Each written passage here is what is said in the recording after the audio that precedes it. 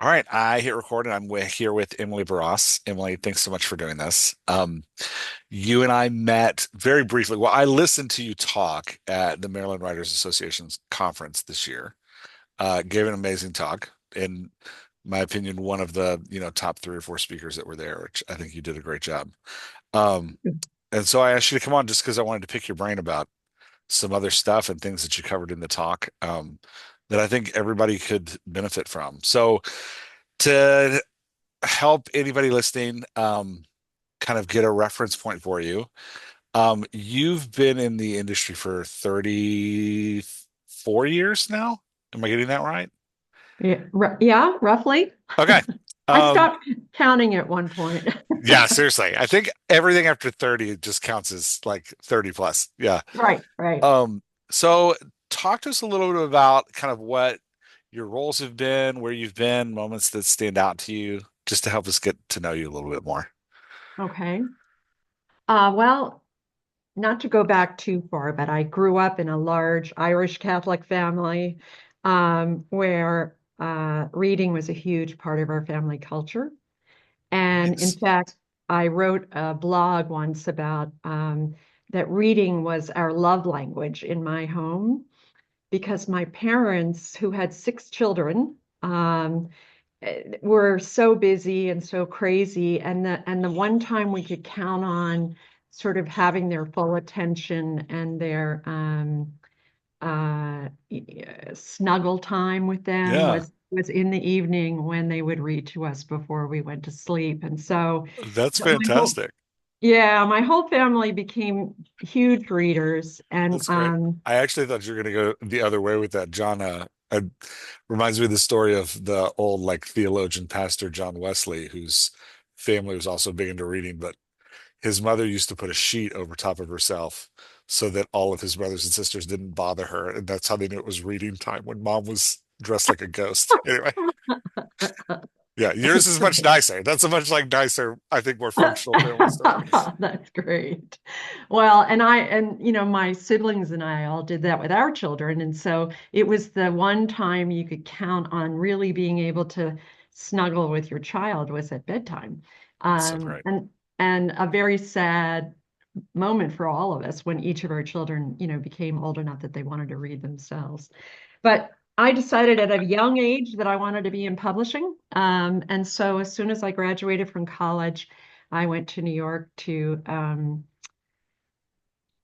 get a job in publishing, and I started out as an editorial assistant, making $10,000 a year, Not enough and to live in New York. not Even enough. regardless of what time it was, that's not enough Yeah, to live in New York. yeah, Yeah, but we had a blast. And I really spent my whole career in the publishing industry, working my way up from an editorial assistant um, to vice president and editor in chief at of a division at McGraw-Hill to owning my own publishing company, Bold that's Story. very cool. Um, so you've seen a ton of like change and movement in the industry. Oh yeah. And I'm sure you've published a massive amount of books and you've worked with a huge amount of authors. Any like big victory moments stand out to you? Yes. I worked in college textbooks for a big part of my career, and I published um, Greg Mankiw's Principles of Economics book, and we published that in 2000. Oh gosh, I forgot. Yeah. And because it was such a high profile um, project, the publishing company had paid him $1 million advance for the textbook. Wow. Yeah, which was Dang.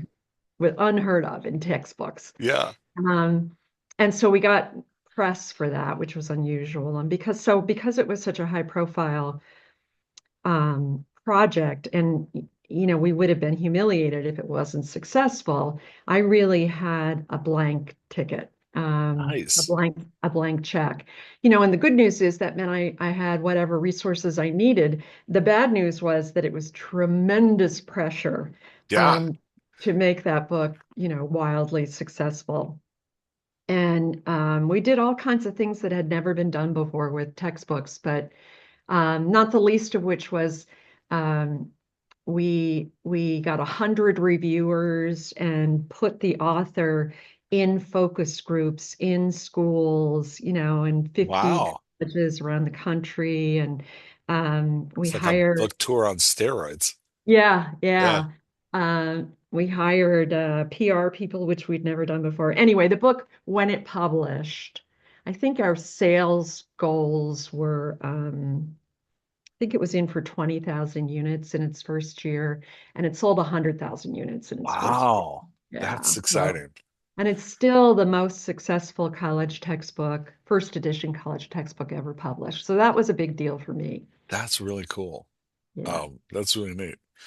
Yeah, and I just, with all that time, you've seen a ton of changes. I heard you talk about at the Maryland Writers Association, specifically, you talked about like the rise of ebooks and the like move from um, buying at like bookstores and in person to buying online, and then also the kind of shift in editorial mindset from we're grooming an author to we're grooming content for individuals.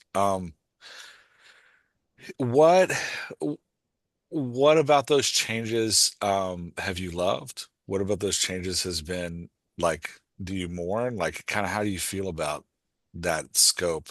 I have to ask you because you've been through all of it, so you have a perspective on it that Yeah. yeah. When I started out, publishing was a very romantic industry and profession. And if you read, period pieces in the 50s, 40s, and 50s, the, very wealthy families sent their children to work at publishing houses because Mm, they didn't need the money, and of course publishing never paid very well, and it was considered a genteel mhm, profession, and so there were people like that at McGraw-Hill when I started out, and we were young and hungry and scrappy, and we mhm, didn't grow up with a lot of money, so they weren't our favorite people.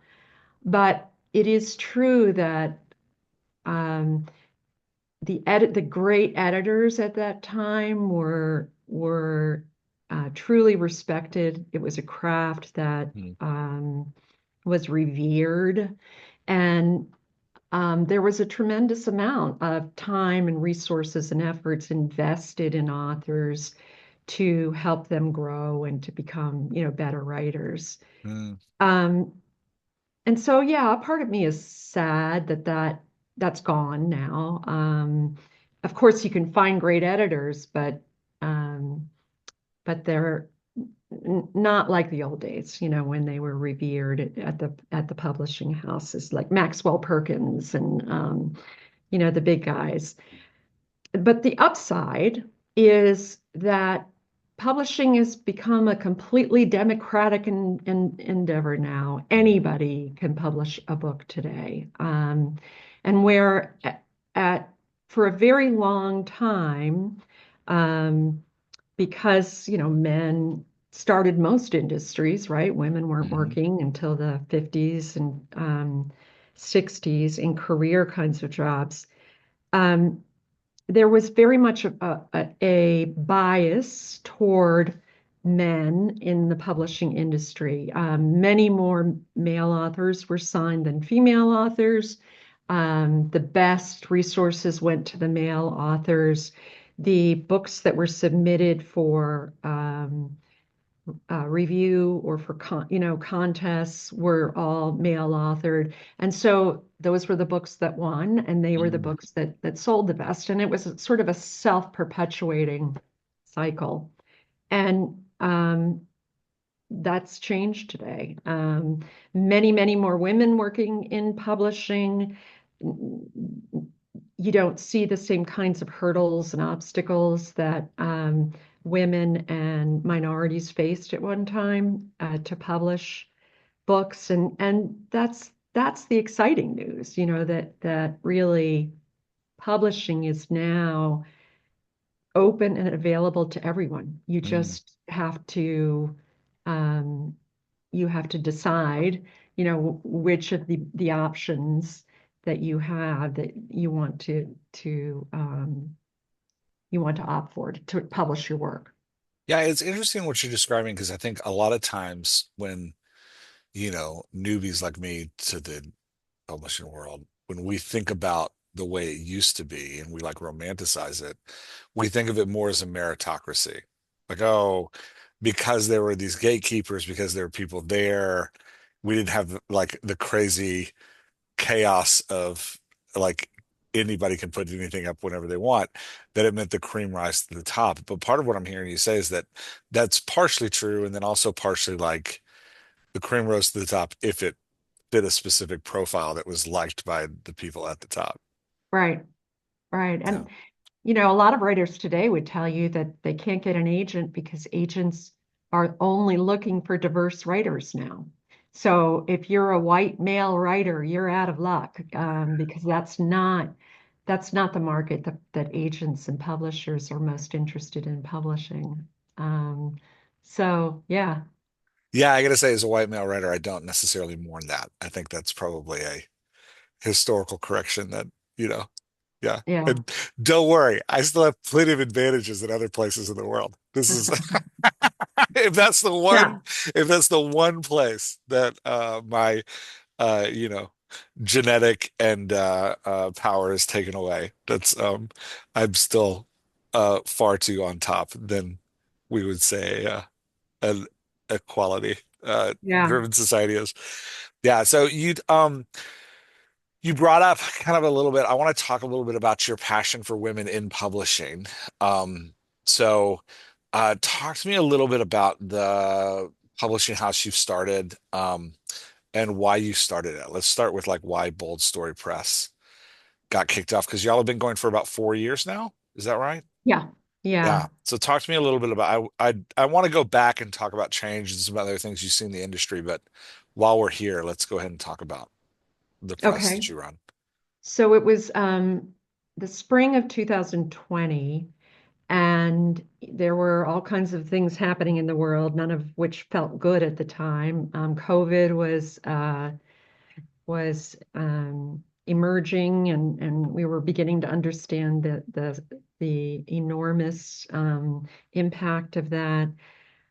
Um, a politician, whom I was not and am not a big fan of, had just made it into the White House, and I was distraught. I felt Mhm. kind of hopeless about the world. There were all Mhm. kinds of terrible stories about drought and storms and global warming, and I thought, what are we going to do? What's the world going to do? And then I thought, if half of the decision makers in this world were women, if half of Congress was made up of women, if half of corporate officers, half of executives in media, half of everyone who has decision Mhm. making authority were women, we wouldn't be in this mess. And I firmly believe that. And so I thought, well, what can I do to help more women step up and own their power Mhm. and become a part of the conversation, make their opinions known, and fight for change for the better.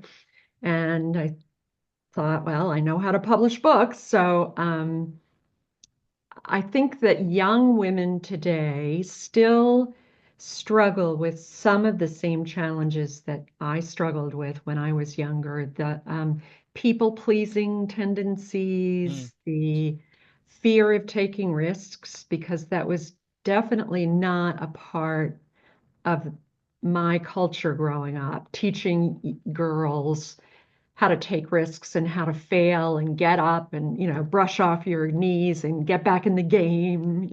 Yeah. If um, We didn't know how to do that, and so women have historically been perfectionists, where and in fact it's a gender issue, really, perfectionism. There aren't that many men who suffer from it, and that is for fear of being wrong. And so in meetings they don't speak up because they're afraid they'll be humiliated if they're wrong. And I remember my male counterparts in the publishing industry, they were just lobbing out ideas or answers, and they would get shot down, but they didn't care. They were, just throwing out answers. And women just didn't feel comfortable doing that. And so they didn't speak up as much in meetings. And I believe that there's work to be done to help young women today truly own their power, Mm, to have that confidence to decide I'm going to be a senator or I'm going to be president or whatever. And so I thought if we had more stories from women, about the challenges that women face, about pursuing goals and failing and getting up and doing it again until you succeed, that those kinds of stories would serve as models for those mm. young women, and that young women need more of that. And so I decided to start this little publishing company for women authors only. And it is our goal to publish content that that helps the next generation of women um, seize their power and act on it. Yeah, And I love that. I think, my wife is a very strong and I would say justice oriented woman, and she was told most of her life that that's not how women behave. She had three brothers, and there was a lot of advantages given to them that weren't given to her. And, Mhm. even down to like tiny things like conversations about college and what she does Mhm. with her future. The world was their oyster, but for her, it was kind of like, I remember she wanted to leave town for college, and her dad was like, "Why would you do that?" It's like, well, that's Right. dreams and what you do. Yeah. So and now I have a daughter who's an athlete and who is also very strong and very passionate. And she gets the same, not from our family, but she gets the same kind of pushback of like, she's in college in New York right now. And when she was going to New York, so many people were like, I don't, it's dangerous for you there being a woman in New York. And I was like, why is it dangerous as a woman in New York? Like, what is yeah, so it's I definitely think it's interesting. We see a little bit of advancement, so we declare it finished, and we're like, Yeah. oh, we've taken two tiny steps of progress after centuries of heading in a singular direction. And so we've Yeah. taken two steps back in the other, and so we're like, okay, we're done. We don't need to. So yeah, I just wanted to affirm. I love the mission of what you're seeking out. I think it's really great. Thank Um, you. yeah, Yeah. and still needed, still very needed. Yeah. So you talked a little bit about perfectionism in female writers and like self-doubt in female writers. We have a lot of female writers that listen to the program. How do you encourage them to push back on that, combat that, move forward with their ideas? Um, well, I think that the lack of confidence that we see in women writers is because they're working in a vacuum.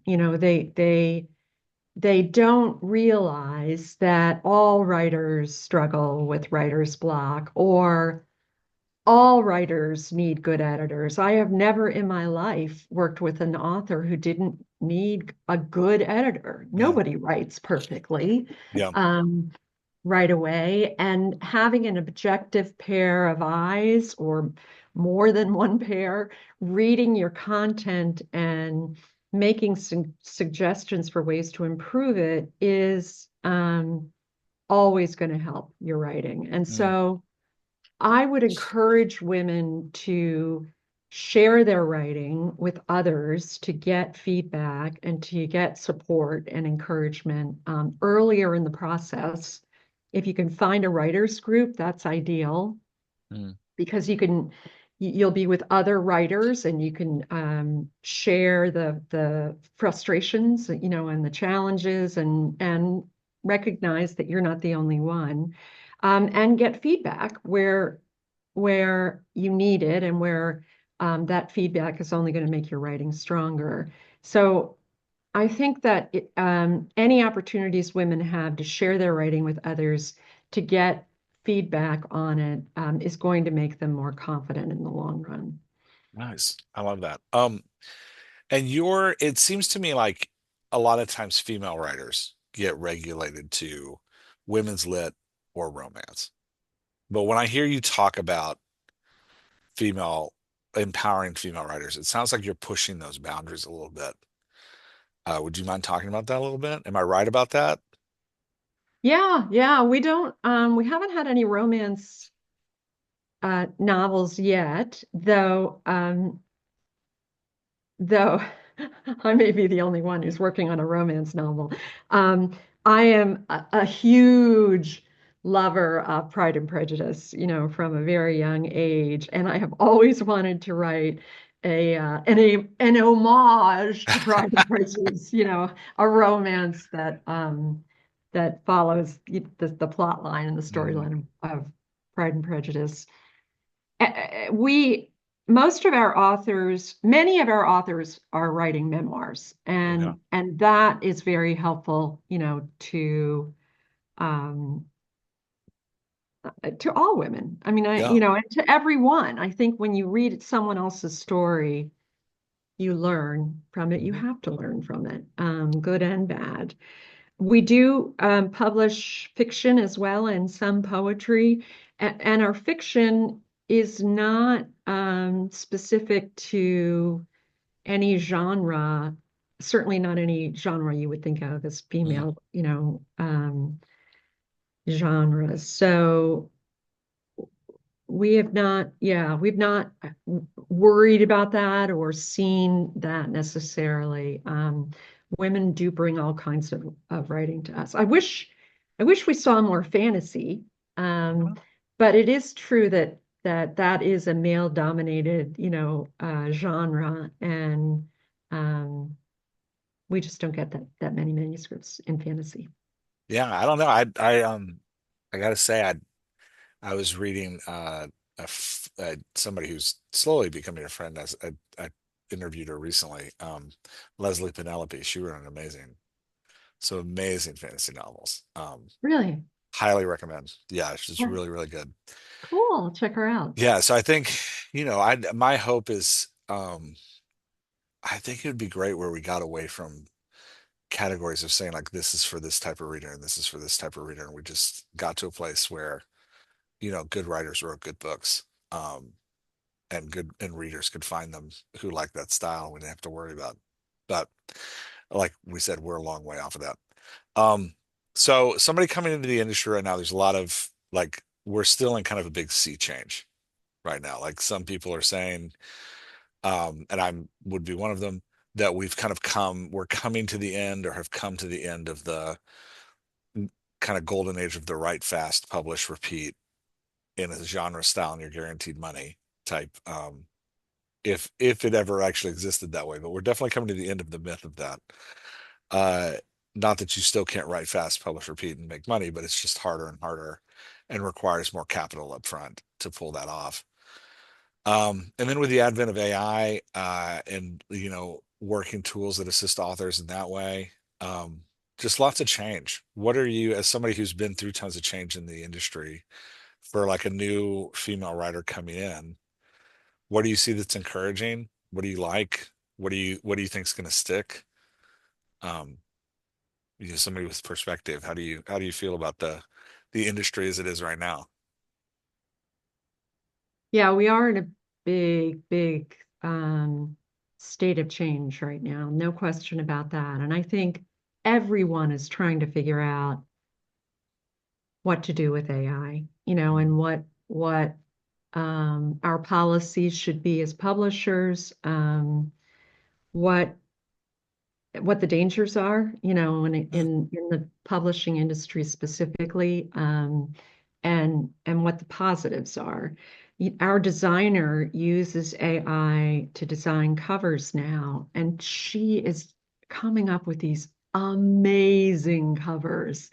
And where she was once really limited to stock photos, Hmm. to create the look and feel she was going for. Now she can just create her own images, and it's really stunning how fast that changed. That's Hmm. like feels like it's been in the last year.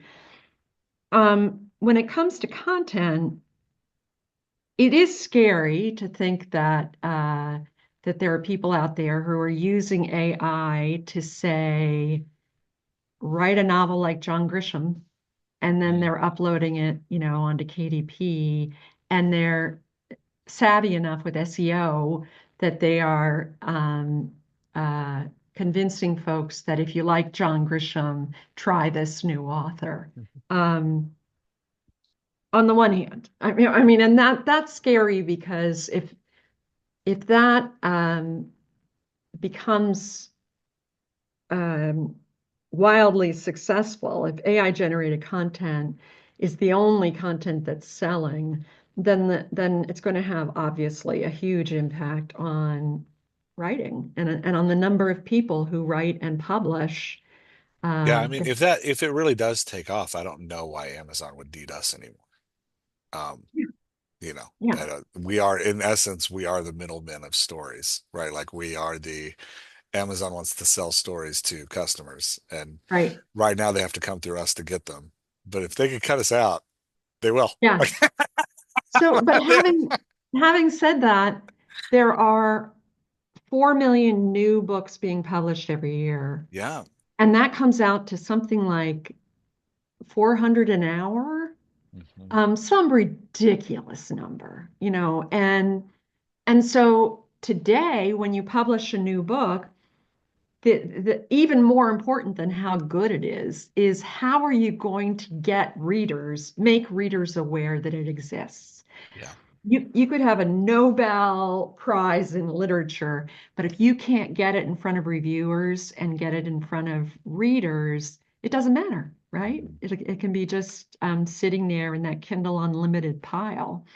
And so, I don't think the traditional publishers have cracked that code. They do continue to throw money at their biggest authors. They're Mhm. proven authors, but there's no one recipe for success that guarantees, that you can make a book a bestseller anymore. And Mhm. so I think the future um, are small communities, are the podcasts like yours, are the people who gather around certain voices and they listen to what they're recommending or what they learn from these smaller communities. And so I think the road to success in the future is to identify those communities early on in your writing and cultivate those communities so that when you publish, you have, even if it's a very small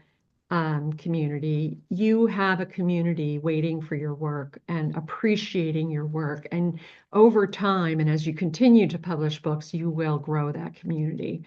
Um, the days of publishing a book and just by throwing some ads in the New York Times and putting an author on a book tour to guarantee their success, are long gone.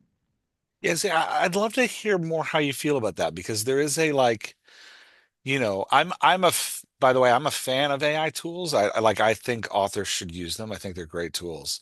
And I do at the same time, mourn the potential impact of capitalism on the continued impact of capitalism on writing. And that like when creative pursuits be become dominated by the pursuit of money, it like things just seem to go awry. Like there's a weird thing that happens there. And so I do get nervous about that. And at the same time, like you're saying, I think there's beautiful, like smaller communities springing up all over the place. I think we might even be in that season now where some of the greatest American writers are read by 500 people in, a small town in North Dakota who passionately loves and celebrates that author, but who nobody in New York has ever heard of. And Right. I think there's a, like you're saying, there's an interesting tragedy to the romanticism around that person being a John Grisham. But then there's also a question of, would that person ever have been a John Grisham? Because I think, like we were talking about earlier, there's a romanticism about the industry as you described. That's like, the idea that like the small South Dakota writer was someday going to be John Grisham just has never actually been a reality. Like that's Right. never actually been a thing, especially if they weren't a white dude. So like Right. I love yeah. So I'd love to hear your thoughts on that. How do you feel about the change in the industry going smaller to like smaller communities of people who might passionately love your work, but you never being a McDonald's and always being a like really great sandwich shop down the street. Right. Well, I think that the industry has always perpetuated this myth, that anyone can write and anyone can make a lot of money and be successful, in publishing. Where the truth is that traditional publishing business model is not unlike, a gambling business model. I mean, it was the top 20% of our books that underwrote the whole business, Mhm. right? So 80% of the books didn't make their sales numbers, Yeah. and the top 20% made this, enough revenue that we could publish the other 80% and make a profit. And so when we would do regular analysis of book sales across the list or across the company, when I looked at my list with thousands of books on it, and I looked at what's the average sales over a 5-year period, which used to be kind of a typical period. It would the response came back 2,000 copies, and that's Mhm. only 400 copies a year, and those are the books that McGraw-Hill was publishing. Mhm. And that was 20 years ago. And so the idea that any book could be a huge seller has just never been true, never. Yeah. So what we talk about with our authors, we do a free publishing webinar every month, and so Mm. I get to talk to writers there, and we are very transparent about the industry, about our expectations, and what I tell our authors is you need to get very clear about what what part of this process gives you joy Mm. and what metrics you'll use to measure success, in this journey. If the only thing that will mean success for you is that you recover your investment and you make a profit, or you make $10,000, then my advice to you is don't do it, Mm. because the chances that will happen certainly on a first book with an unknown author who Mm. does not already have a built-in market, like a celebrity or someone with 500,000 social media followers. If if writing gives you joy, if writing good content gives you joy, and knowing that some experts in the industry um, decided to publish your content because they thought it was so good, and that's how I think of us. We don't, we reject the huge majority of the content we receive. If that gives you joy, and then if 50 people read your book and it has some impact on their life, if that would give you joy, then by all means, let's do this thing together. But if the only metrics that will make you happy are a volume of sales and a big profit, don't do it. Yeah, because and there is some tragic, like, I do just want to take a moment and acknowledge the tragedy to that. Like when I started writing, I didn't start writing out of some kind of dream. It was like I just lost my job. I have very few marketable skills. And one of those marketable skills I'd found that just recently was like I can crank out a story pretty fast. I can crank out a story and people seem to like it. And so I started publishing to be like, I got to feed kids. And I immediately ran into the system you're talking about of like, if I didn't have, even in independent publishing, if I didn't have some kind of war chest to start off advertising with, the build of advertising with no money to put behind it is very slow. And, just acknowledging, and again, I have all kinds of privileges that other people don't have. So even me with privileges coming in with no money was tough. yeah, It's even harder for others. And so that just acknowledging, I think, the tragedy of that like, I do wish we lived in a world where like you could put out a great book and with no resources behind it, have it discovered in some kind of, you know, delightful, joyful meritocracy where people just organically found it and, ran through the streets proclaiming its greatness. But that's just not the world that we live in. And so yeah, and I think there is I also love the statistic you said earlier that 400 million books are published a year. I think that's amazing. Like, I think that's good for us as humanity, not just as like that many people are writing, that many people are publishing, that much work is in the world. I think that's great. Like, so I think there's a weird combo, you know, in what you're describing between like a weird paradox in what you're describing between the kind of tragedy of it on the individual level and the beauty of it on the corporate level, like the way that it brings freedom to people who have traditionally been in minorities that have been pushed down and not allowed to have a voice. Like they now have the ability to have a voice, but it's very hard to be heard. All the noise. So there's like it's a weird irony. Um, yeah. yeah, that I don't know is that anybody's necessarily to blame for, and I don't know that anybody can necessarily fix. It's just the state of the world in which we live.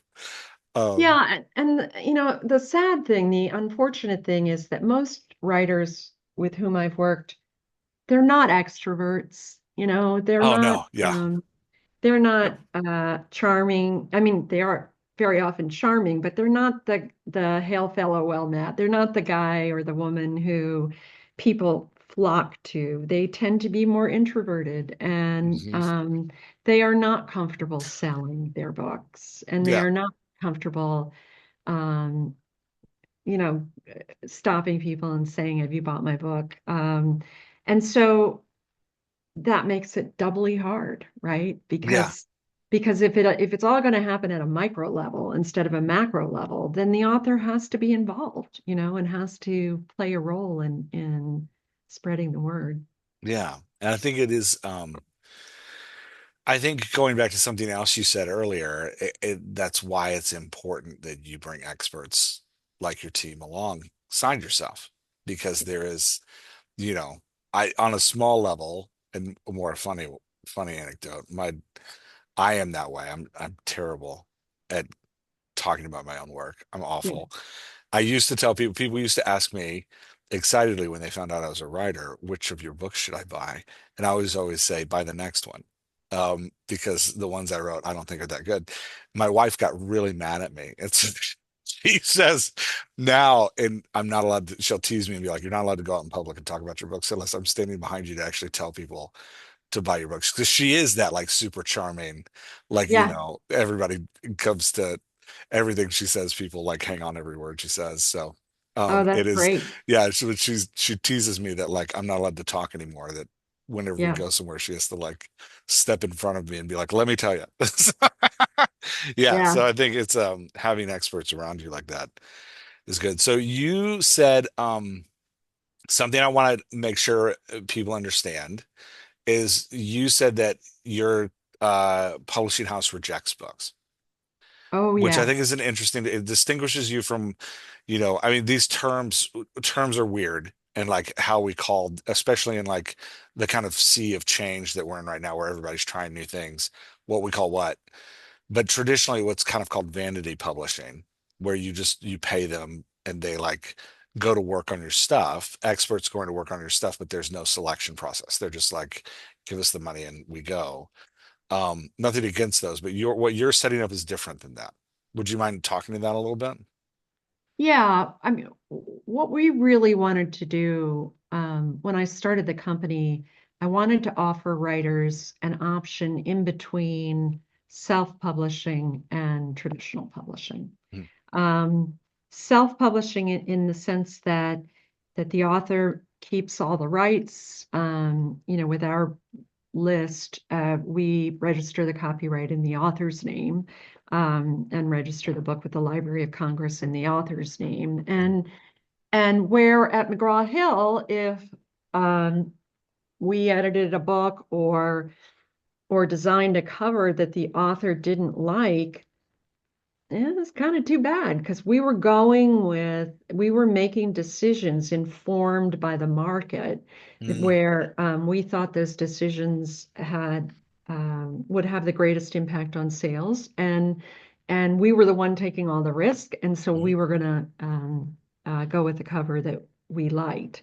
Um, with our authors, we will push them hard on creative decisions, but in the end, we give them veto power. mm, So if we talk to them about why we think this cover will be more effective, and they really, really want their cover, um, or their choice for the cover, in the end, they get to make that decision. So in that way, we are like a self-publisher, but all of my team, we all grew up in traditional publishing. We all mm, worked 20 years or more in the industry. My designers, my editors, my production managers, and so we've worked on thousands of books, and we know publishing very, very well, and we wanted to have a curated list where being published by Bold Story Press meant something. mm, And it meant good, high quality. And so therefore we reject between 60 and 70% of all the manuscripts we receive. mm, It's interesting. You read on the internet people talking about um, publishers, publishers or vanity presses, and there's a lot of confusion out there um, about about there are people who will tell you with great certainty, as though they are expert, that if you pay anything to have a book published, then that is a vanity press and you are going to be ripped off. mm, And that's simply not true. I mean, we charge our authors as a hybrid publisher. We do charge our authors a fee up front. And then instead of getting 10% of the royalties, which is what traditional publishers give you, we give our authors 60% of the royalty on print and 70% on ebooks. And so you end up having an experience very similar to a traditional publishing experience in that everybody working on your book is mm, of that quality. And truthfully, it's not even similar to a traditional publishing house because there's no way you would have worked with the editor-in-chief at a traditional publishing house, right? mhm, So, when you sign with a traditional publisher, if you're an unknown author, you get the rookies who are, cutting their teeth. mhm, And so the experience is one that all of our authors have talked about with great, joy, that they loved just this process of partnering with people who knew so much about publishing and who really guided them and helped them. So anyway, did I answer your You question? did Did answer my question. Yeah, no, I? you did. Okay. I think there's just to summarize what you're saying in the, correct me if I'm wrong, but in the kind of world that we live in, of publishing right now, it's you are charging a fee up front, but that doesn't mean that there's a scam happening here. It means that you're a group of experts who have a huge amount of experience in the field and your time is worth something. And the again, like we've talked about, the idealistic fantasy that you should be paid for your book, like somebody's going to publish a book and it's immediately going to make money, is just not real. So I like, yes, people publish books and makes money and that's amazing. But at the same time, it doesn't happen to everybody. So the author is left in the position of making choices as to who they want to work with and what style of publishing they want to do. And like you were saying earlier, finding their joy. And if their joy is working with a group of experts who are passionate about promoting women publishers who have set down a path of like bringing out specifically female voices into the world that they think can create good and are going to help them create the best book ever. If that's what brings you joy, then it sounds like y'all have the option to go with. But if what brings you joy Right. is spending the least amount of money to get a book out into the world, they probably don't want to work with you. That's probably not, Right. yeah, like Right. that's probably not who they want to work with. And Yeah. that's fine. I think There's that nothing wrong with that. Like that, what I wanted to stress no, with all of that summary is that there's nothing wrong with that. There's not a exactly. problem with saying like, hey, what I'm looking for is a high quality product and I have the money to spend on it. And so I'm going to Yeah. spend that money on it. And there's also nothing wrong with being like, I got nothing. I have to be really scrappy. I have Yeah. to, and neither side, it needs to be at war with each other. It's okay for everybody to exist in this really weird ecosystem that we live in. Yeah. That's right. Yeah. That's right. We are definitely not for everyone. And I'm thrilled that so many people, I mean, I think it's just so important that however you do it, that writers find a way to share their writing with the world. Anybody can self-publish. There is enough information on Google, on the internet, to educate yourself about what you need to do in order to self-publish on KDP or on Ingram Spark. It's not that hard. Um, I think that finding a great designer and finding really good editors is harder.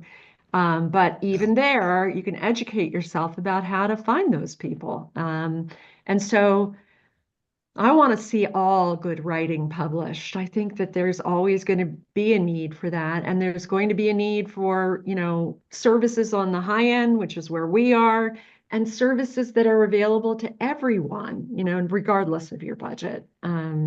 So the only word of caution I would share is that I am appalled at how many scammers there are Mhm. in the publishing industry. I mean, uh, when I left McGraw-Hill, and started out doing this, I had no idea.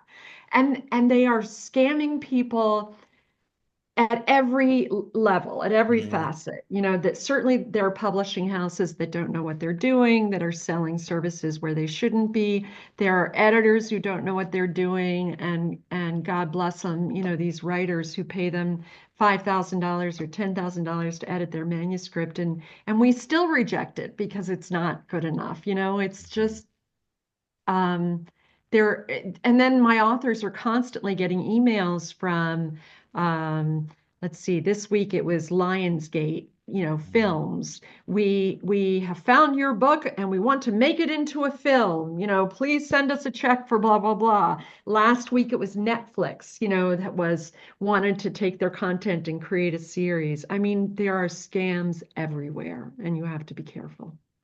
Yeah, I mean, my general rule for the writers I work with when they tell me things that they are excited about is if it sounds like it's too good to be true, it It is. probably is. Netflix I'm isn't going to communicate sorry, with you it through an email. is. Yeah, like that's not good. Do you have any rules that you give your authors that are like, hey, this is how you can judge something that's authentic or something that's maybe trying to get you just to pay them?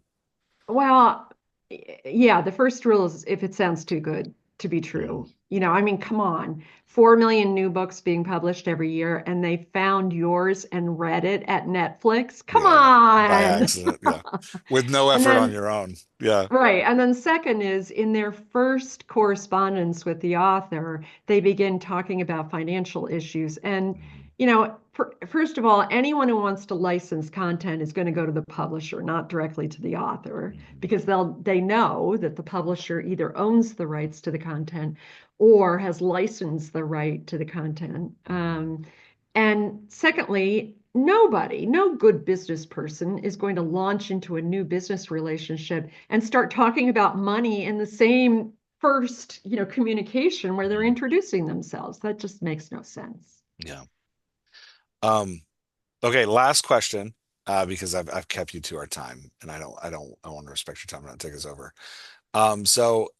We've talked a ton about the industry and everything. I'd love for you to give kind of, if you have one, a final word to women out there who are thinking about their memoir, thinking about publishing their book, and maybe are still struggling from that self-doubt, fear of the industry, all that kind of stuff. What would your encouragement to them be? Um, well, first of all, if you have any desire to write, um, start today. Make it a daily habit. Just put aside 10 minutes a day if that's all you can afford to do. But start right now. Don't say someday I'm going to write my story or someday I'm going to write my book. Start now. Um, I've met so many authors through the years who have experienced, such joy in the writing. That's not to say that there isn't also frustration, and that Mm, it's not hard, but that the process itself can be a gift. Um, mm, and and so don't wait. Don't wait until you're perfect, or don't wait until you take that writing class, or don't wait. Start right now. And if you don't think that you have a story to share with someone in this world that will change their life for the better, I challenge that assumption. I'm positive you do. mm, And and if you think that way about your writing, that you may have an impact on someone else's life in a positive way, that may give you the courage, to start writing and to keep writing. And particularly women, I want more women to write and to share their stories of, especially of failure, and mm. of risks taken and loss and failure, and then, you know, getting up and moving on with life. I mean, we all need more examples of women who are strong in just the simplest ways in day-to-day life. So so just do it. Just write. Emily, thanks so much. So if people want to find you, they can go to boldstorypress.com. Is there anywhere else they can find you that you want to direct people to, or is that the best Yeah, place? yeah. And if anyone wants to reach out to me directly, just you can write to me at emily@boldstorypress.com. And I'd love to hear from you. Awesome. All right. Well, thanks so much. I'm gonna hit stop on the recording and we can talk a little bit more. Okay.